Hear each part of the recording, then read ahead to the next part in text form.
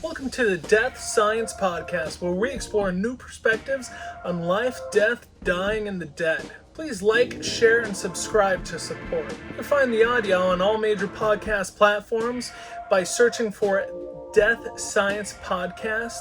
You can find the video on YouTube at www.catacomb.tv. Learn more about the show at deathscience.org. Welcome to episode number 10. Today's guest is Ken West. He's an author, historian, bereaved services manager from Great Britain. We'll be talking about topics like how the United Kingdom differs from the United States when it comes to burial practices, also the benefits of green burial, and his historical findings about Stonehenge and pagan cultures, and a lot more. But before we get started, I want to talk about catacombculture.com. This is where I sell my sculptures being functional home decor that I make out of hyper-realistic human bones.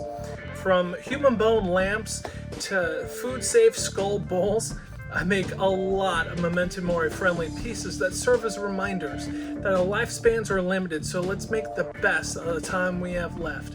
You can explore my bone gallery at catacombculture.com. Also, restinggrounds.org will guide you in exploring alternative post-life care for your deceased body. Your deceased body has the potential to literally save lives, advance multiple fields of science, and so much more. Learn more at restinggrounds.org. Now let's meet Ken and explore new perspectives on life, death, dying, and the dead. Today, I'm here with Ken West. He is a retired bereavement services manager in the United Kingdom, Great Britain, and he's an author and historian. Welcome to the Catacombs, Ken. How you doing? Thank you, Jeremy. What got you started into the whole bereavement services management business? Well, the only thing I was sort of interested in at school was horticulture. So I went to work in a plant nursery situated in a cemetery at Shrewsbury in Shropshire. I noticed you wrote a book about natural burial. So based on your experiences in the bereavement management, how do you see natural burial differ from traditional burial? Well, that's slightly complicated because your traditional burial tends to be in concrete chambers, doesn't it? Yeah. Our burial over here tends to be in churchyards and cemeteries, and we bury straight into the earth. We don't like concrete chambers here at all. Catacombs, as it were. And so the idea behind natural burial, I mean, really, when I started it in 1990, we were more concerned about the waste of resources, coffins, all these sort of things, and we wanted a style of burial that enabled us to go over to cardboard coffins or woolen shrouds, and then also to put the body back into nature. Rather than cemeteries tend to be very disciplined environments, as it were, rows of headstones, this sort of thing. Yeah. Natural burial was to hit back at that, really. So you mentioned that there's a difference between the United States and Great Britain. Do you want to talk about the differences that you've noticed? Well, the differences are that in the US, you've tended to be much more commercial. And so commercial cemeteries, of course, are very much into selling memorials. Yep. So if you've got a concrete chamber below ground with a couple of coffins in, that then supports a big memorial on the top. And that was very much the pattern here in the Victorian era, when the first joint stock companies opened up selling memorials. But those sort of cemeteries quickly became very derelict and difficult to maintain. And so local councils then provided cemeteries, and these local councils, of course, were in public ownership. And so they tended to move towards having lawns, small headstones, this sort of thing. And then maintenance really became the priority rather than what the bereaved might want, in the way of a big memorial and a smart inscription and everything. Yep. Yeah, definitely here in the United States, it's a tremendous, tremendous waste of resources. It's incredible. I did some research. I recently gave a lecture about like alternative burial options that a lot of people overlook. And yeah, one of them was natural burial and how it's just returning to the earth in the most environmentally friendly way possible. And it sounds like that's the mainstream over in Great Britain where you're at, where it's just you just bury the individual and there's no concrete burial vault needed, no fancy caskets that people are trying to sell you. So No, that's right. No, we've got the huge selection now of cardboard coffins, seagrass coffins, bamboo, wicker, and as you say, we tend to do the burial as shallow as we can to keep the body nearer the surface. There are laws controlling that, although they're rather vague. And then we want the environment to be the priority, really. So what you then want is to grow wildflowers, possibly trees on the grave, increase the depth of the turf on the grave so that it also holds a lot of carbon. It becomes a carbon sink. So if you put the turf on the grave, the sod as it were, I don't know whether you call it turf or a sod over there. yeah, turf, yeah, ground, Turf. dirt, yeah. The turf or sod can be as a carbon sink equivalent to the tree. So the two running together are really valuable, and then added to that, of course, you get all the biodiversity that arises as well. What do your burial laws look like over in Great Britain? The burial laws are a right mess. Most the early burial laws, Cemetery Clauses Act 1847, they generally applied to joint stock private companies. And then all of those cemetery companies, almost all, I think there's only about 3 left now, they all became bankrupt, went into receivership. And so the laws that were developed were basically developed for local authorities, public authorities. And so we've got a situation now where if somebody opens up a private natural burial ground, it is effectively outside most of the law. The laws don't apply. The laws for local authorities only apply to local authorities. And so if you're not a local authority, they're not applicable. So it's very vague and very complex, but with the usual British fudge, we just sort of get along by ignoring that. Say if an audience member who's living in Great Britain or the UK or wherever, they wanted to get buried in one of Great Britain's natural burial cemeteries.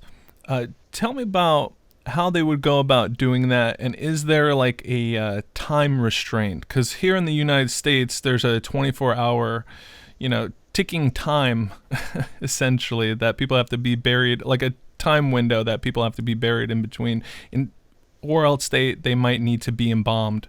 So tell me a little bit about how one would go about getting a natural burial in Great Britain. Right. Well, the bereaved family just have an immediate option of natural burial, cremation, or conventional burial. And there's a mixture of private and charitable in all of those areas. If I take the area I'm in at the moment, this is Christchurch, Dorset, I've got 2 private natural burial grounds fairly adjacent to where I live. I can simply ring them up, and both of those, because they're private, will also act as my funeral director. So I can do the burial anytime I want. There's no urgency, and we would often wait a week to a fortnight here. And with most natural burial grounds, they would prohibit embalming, so it couldn't take place. So the body will be refrigerated, and the family have got plenty of time. And that's quite valuable because most of the people will go to a celebrant today. They won't go to a Church of England or a religious minister. They'll go to a celebrant, so it gives them time to call in a celebrant and then construct the service. Yeah, here it's almost like they don't give you the refrigeration option. It's like they want to stick you with as much embalming fluid as they can, because it's yeah, it's just fascinating to hear the social differences between the United States, like here in Pennsylvania where I'm at, and in Great Britain where you're at, and it's just natural burial cemeteries are very uncommon here, which is pretty upsetting to me personally, because it's such a beautiful thing to just decay the natural way. I think what happened here is during the 90s we had a lot of information about embalming, and a number of funeral directors raised their heads above the parapet to say that they got some very vague cancers, and they thought it had come from their lifetime of embalming. And so a lot of funeral directors, actually, especially the independent ones, don't like embalming anymore at all. Mm-hmm. And in most cases, they simply won't advise it anymore. It's only when you go to the big firms like Dignity or the Co-op or whatever that they'll assume that you might want embalming, and they may sort of push you that way without you realizing it. What would you say in Great Britain? Is it mostly natural burial, or is there still like more traditional kind of embalming and caskets? What do you think the consensus is there? No, natural burial is very small. It's probably between 5 and 8% of the market. The majority of the market is cremation. Mm. We're tending to go over a lot more to direct cremation at the moment, which basically means that a company comes out, picks the body up, takes it to a crematorium and cremates it, then gives you the ashes back, and then you hold the service over the ashes. Mm-hmm. And for a number of people, that service will then be in a natural burial ground, and they'll put the ashes beneath the tree. Now, the embalming rate, that is very difficult. Nobody knows what that is. It's possibly something like 50-50. Hmm. As for your American caskets, they are generally fairly violently opposed.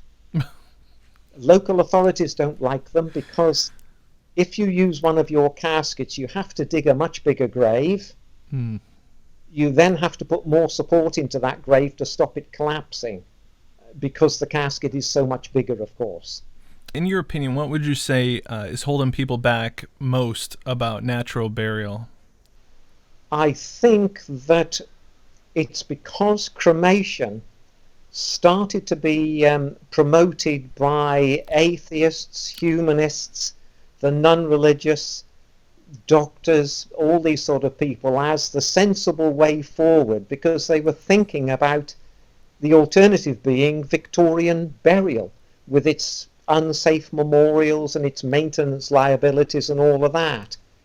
And so getting people to accept that cremation in fact is waste incineration.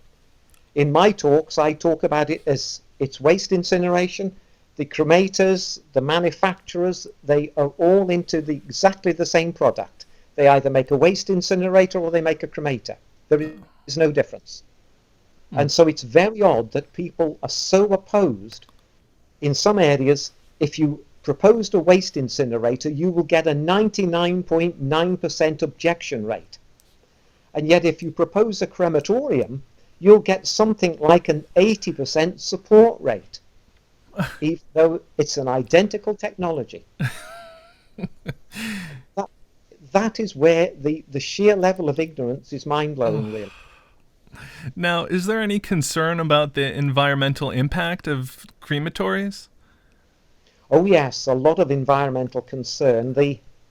We had something called the I'm just trying to think, the Environmental Protection Act 1995, and that insisted that we had what's called a 2-second dwell time in the cremator. In other words, you had to charge a coffin at a set temperature, 800 degrees centigrade, and there had to be a 2-second dwell time. The fumes coming off of the cremation had to be held in the cremator for 2 seconds at this high temperature, and that reduced dioxins and furans. The trouble with that is it quadrupled the gas consumption for those cremations, quadrupled it, and we're still following that at the moment. But it does mean that there's a big argument about whether the dioxins and the furans reform after the fumes leave the chimney stack. But certainly what you don't get at the moment is smoke. You don't see visible smoke at most crematoria nowadays. Is the Great Britain exploring any alternatives? Have you heard about, was it aquamation? Yes, I've heard of resumation, water cremation. Yeah. Yeah, we have looked into most of those, but it's very difficult to get genuine information from them, and also they are so slippery. Whenever I approach them, and I have done a number of times, I've always said to them, where did you get your conventional cremation gas consumption figures from? Because they always claim that there's a massive reduction in gas usage or fuel usage, but then they won't tell you where they got their original figures from. Because in fact there's a number of public crematoria here that, for instance, if they receive your coffin, say at 4 o'clock today, they do what we call holdover. And they will hold the coffin till the following day, and when they open up a cremator, that cremator will be run for a minimum 12 hours. And many of the coffins will be eco coffins, and we know that they can reduce their fuel consumption by, say, somewhere between 40 and 60%. And so these other alternative schemes may not, in fact, be showing any saving at all against this option. See what I mean? Yeah. Oh, yeah. So there is also the resumation scheme, where, of course, the problem with that is that they have a couple of 100 gallons of fluid that they need to dispose of. And that fluid contains fats and proteins, and there's a big argument about whether that should go down the sewage system. And also, when those cremated remains are given back to you, they weigh something like 30 pounds, 15 kilograms. Wow. And also, because they've not been incinerated, they are then attractive potentially to foxes and rats and whatever. And so they can't be strewn on the surface of the ground, which is what we would normally do with a lot of cremated remains. They have to be buried. Oh, I see. I see. So then potentially you're having your resumation, your new kind of cremation, but then you've got to pay for a burial as well afterwards. So not only have you got two charges, you've got two uses of energy. Everything about it is, disputable, really. Tell us a little bit more about your career path, your journey through the bereavement services management. Well, I started off as a horticultural trainee in Shrewsbury, and one of the things I did was to start applying all those wonderful chemicals that you sent over to us. You called them Agent Orange in Vietnam. I actually applied these different chemicals on what was hay meadow that had been scythed since Victorian times. And I effectively killed that meadow. I didn't know what I was doing, and all my bosses, they all knew better than me. The chemicals, as I say, were brought in from America, and then we started mowing the grass, and we sacked all the scythers. The old men who'd done the scything, we sacked them. And then what happened? That happened all over the UK. There was a complete crashing of barn owls, and they haven't recovered to this day. Now, what I then understood as I went through my management career in various places that I worked in is that I could take old cemetery areas, stop the mowing, and there was still that Victorian meadow there. And if I allowed it to recover over the summer, we then found that we got the vole numbers back, the grasshoppers back, the hedgehogs, and the voles, and then suddenly it brought back the barn owls. Nice. They actually came back to these areas that I managed. So this is what took me back to natural burial. A number of people used to come on my cemetery walks, and they sort of said, well, why can't we be buried in an environment like this where you don't cut the grass, you allow all the wonderful British wildflowers to develop? And I said, "No, okay, I'll think about that." And that, of course, was why I designed the natural burial scheme. So, what would you say the death culture is like in Britain? Because here in America, we are shrouded in this death denial almost. This death denial culture that, our families, we don't talk about death. We almost don't even acknowledge death. We live with this idea that we are all immortal. So, is Britain similar, or is it different in a way? No, it's very similar, Jeremy. We have a very low number of people with wills made out. Mm. So you can see immediately that even when people have a partner who is virtually on death's door, they don't actually talk about what they want after death. And of course, I know, working in the business, how that feeds into the difficulties they have in arranging the funeral. If you've spoken to the person who's died before they died, you know what they want. The satisfaction that's given over to the survivors is absolutely phenomenal. And this is where I try to win out with natural burial. Natural burial is a lovely subject to go and talk to people about. They don't really think you're going to come and talk about death. They think you're going to talk about creating new life in the way of owls. Yeah. So you sneak in, and only latterly do you say, now, of course, if you want this, you must make certain you arrange for it before you die. Yeah. And so I've had that rather sneaky way of getting in there and influencing people that way. Nice. Yeah. I recently did a TEDx talk here in Scranton, and it was just fascinating because like I mentioned, I live in this culture of death denial where people don't talk about it, but yet it's always like in the back of everyone's head.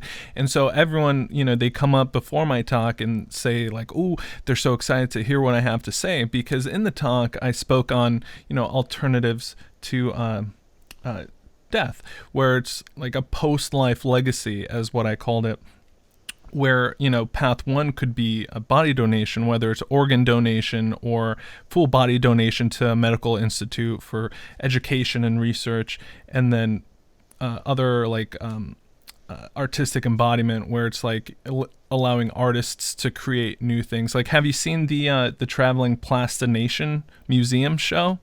That's pretty interesting. Yeah. Spent 4 hours in there. Oh my god, that's awesome! Life early last year. Yeah. I'm dying to go see that in person. That just looks fascinating. Oh, and then the last path I spoke on was natural burial. How it's a low-cost alternative, because here in the United States, it's an easy like $8,000 that you're almost obligated to pay at a funeral home, and that's not right. Everyone has to die. I feel like death is almost a right. So death should be free to a certain extent for those that need that. Yes, you're right. If you go to Australia, I've spoken in Australia on natural burial, and they've taken the US course really with their funerals. Oh, no. And their funeral costs have gone up through the roof as well compared to Britain's. Wow. I'll tell you what is interesting. When I'm doing my history and I look at this prehistory period, you always find that the archaeologists, nobody will talk about, well, where did all the bodies go? Because the number of bodies we find is infinitesimal. And we know where they went. They went to excarnation. They were fed to the birds. Yep. But nobody wants to say that. And people, because first of all, it's got all these associations with being pagan. So that is very much anti the church. So there's a Christian element to this as well. So you can see how difficult it gets. So when I do my history talks, I actually show, the potential way in which they did excarnation. Mm-hmm. And would you believe that just adjacent to me here, we have the Isle of Wight. They've just released 6 sea eagle chicks on the island. And these sea eagles apparently belong in this area. And clearly these sea eagles used to feed regularly on our corpses. But can you get anybody to talk seriously about this? No, you can't. Yeah, I'm familiar with the Tibetan sky burial tradition, where they cut up the corpses and leave them out for the vultures to take them up to the sky. Now, have you encountered any other cultures that do similar things, where they feed their corpses back to nature, leave their bodies out for the scavengers to find? No, no, it simply doesn't happen. Mm, And I think it's because of these pagan associations, really. yeah, yeah. The Romans identified this sort of thing, exposing bodies as paganism, and that really has stuck with us all the way through. So you're also into digging up history of various cultures. Do you want to tell me a little bit about that? Some of your findings? That's partly because in my street here, in fact, not a couple of 100 yards away from me right now, in our street is a Bronze Age grave. It's been turned into a little park. We have quite a number of these graves in this area, and that probably dates from about 1500 BC. And I walked past it when I moved here about 8 years ago, and I imagine some Bronze Age warrior rising up out of the grave. In fact, Jeremy, it could just as easily be a woman, because a lot of women have been buried in these graves. Mm-hmm. I imagine this Bronze Age warrior coming up. He speaks to me, and then I don't understand a word he says. And it struck me that we know so little about our forebears. And so I've presented this picture of how people walked here to this part of England, because it was a particularly rich part of England when they were hunter-gatherers. They walked here from Spain along the French coast. And Britain then was attached to the continent, of course, before the sea levels rose. Mm. They took up occupation here, and then because they went into horticulture, which is my subject, in 4000 BC, I can talk about them as a horticulturalist rather than an archaeologist. And along the rivers here, we've got two important rivers that unite where I live. And on both of those rivers, they had water meadows and very light silt soils that could be worked by hand. And so this really valuable culture developed here, and they created a food surplus. And the representation of that food surplus is, of course, Stonehenge. Yep. Because they had a food surplus, they could build Stonehenge, which is something that didn't happen all over the rest of Europe. Now, do you have any speculations as to how Stonehenge was built? I don't think there needs to be much speculation. I think that we understand now that they spent a couple of months each year from about 3000 BC. It took them 500 years to put Stonehenge into the shape it's in now. They reconfigured it about 4 times. They took 500 years, and they clearly did bring some of the stones from Wales, the blue stones, 80 of them, and then they pulled another 80 of what we call the sarsen stones, about 35 miles, to get them to Stonehenge before they actually built the monument. Wow. And the monument really is all about the sun and the moon, and it's about the importance of the sun and the moon to horticulture and also to wood, because wood was a very important substance to the economy in those days. And so all these things sort of come together at Stonehenge, really. Tell me a little bit about the pagan culture that you've discovered. I can't say that I've discovered much about the pagan culture because we know so little about it. What is evident is that it was an animist culture. It was based on creatures. It was also based on the sun and the moon. And it was obviously based on horticulture because they didn't build these constructions when they were hunter-gatherers. They only built these constructions when they became horticulturalists and what we later then called farmers. But it took them a couple of 1,000 years to get to become farmers, specialist farmers as it were. And so as horticulturalists, they've got sort of a little bit of the hunter-gatherer in them because they're still gathering a lot of their food, but they're also transferring over to the importance of harvests, the importance of rainfall, which is always good here, and the ability to produce crops every year, and those crops then become their winter food store.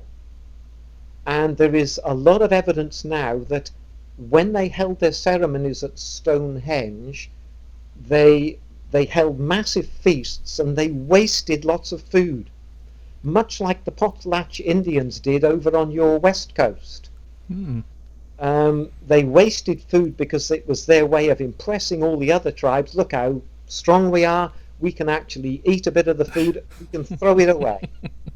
Loads of pork, loads of beef. So that seems to be the sort of culture that was here.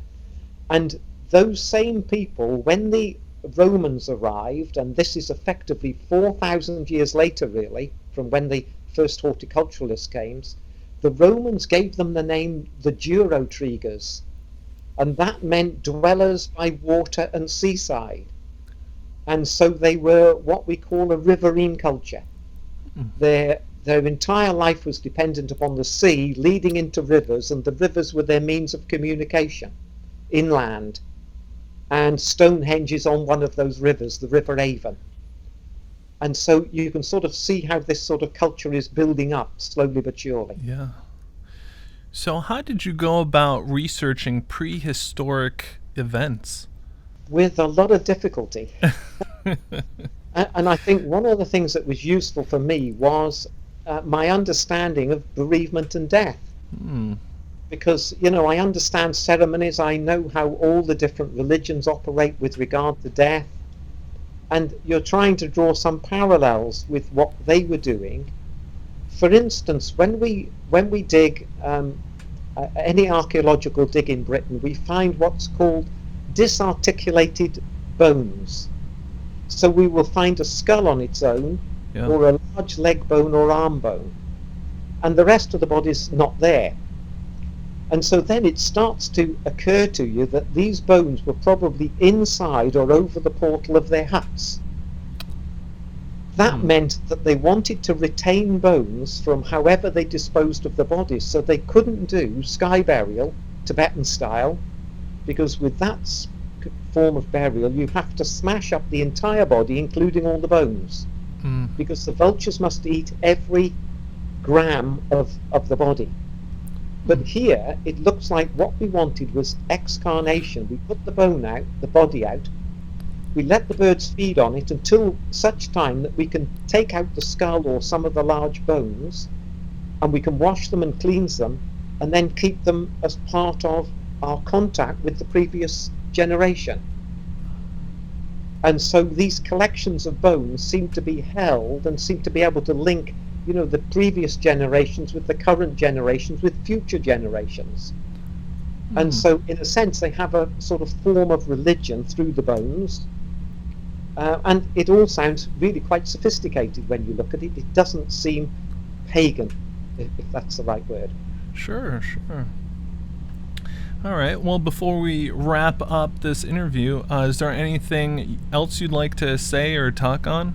No, I don't think so, Jeremy. I think what I would say to you is one of the things I mention in my book is that when somebody needs an operation in Britain through the NHS, try and get a surgeon who practiced on a donated body. The ones that don't practice on a donated body are simply not as good. Right. Yeah. I've actually been to a hospital, Hammersmith, where they had just mounted 3 heads on small holders, so that brain surgeons were coming in to actually practice going through the nose into the skull. And if they hadn't been able to do that, they couldn't possibly know how to gain that expertise. Yeah. It's here in the United States. It's though it's commonly overlooked, but there's always a need for a good body donation, for sure, to help not only the field of medicine, but also forensic research, safety testing. Really, there's endless opportunities for a cadaver to live on beyond its original life.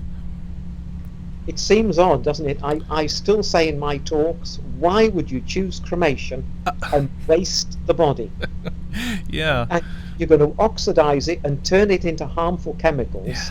Whereas if you had donated it, or at the very least you then choose natural burial, you put the body back and it feeds a tree and it feeds the environment effectively. And then spiritually, there's a lot of evidence, isn't there, that our molecules get from the body into the trees and the shrubs and the plants actually growing on a natural burial site. Yeah. Don't know how long that takes, but we're confident that it is happening. Right. Yeah, and also a commonly overlooked aspect is also organ donation. It just, like in my talks as well, I talk about people would rather, inject toxins like embalming fluid into their organs and body, or burn up their organs, their precious organs, in a crematory, where they could literally be saving lives or enhancing lives of others. And it's this, I feel very passionate about getting this information out there to not only help individuals, but to help change the world in a positive light. Yes, that's true. I'm just minded to think that with sky burial, it's failing in Tibet, of course, because it takes one diclofenac tablet to kill a vulture. That's all it takes. One diclofenac tablet. We can. We've got the ability, haven't we, to do so much good, or we can take the option of doing quite a bit of harm, really. Yeah. There was a lot of talk back in the 90s of how much mercury was getting from the body through tooth fillings, was getting into the North Sea, and can be found in plaice and cod and other fish, whitefish, coming out of the North Sea that we were subsequently eating. Oh, wow. From tooth fillings? Yeah, from tooth fillings, the mercury in mercury amalgam. And the Europeans, because we were in the EU, the Europeans made Britain responsible for removing mercury. Oh, that's a monumental job. Oh my God. Well, when you think about it, they used to say mad as a hatter. Yeah. And that was the mercury that the hatters used to get from putting the silvering on feathers in hats. Oof.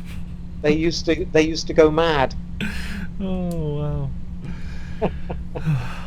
But yeah, thank you so much for coming on. And where can people learn more about you? They need to go onto my website, stonehengepensioner.com. Okay.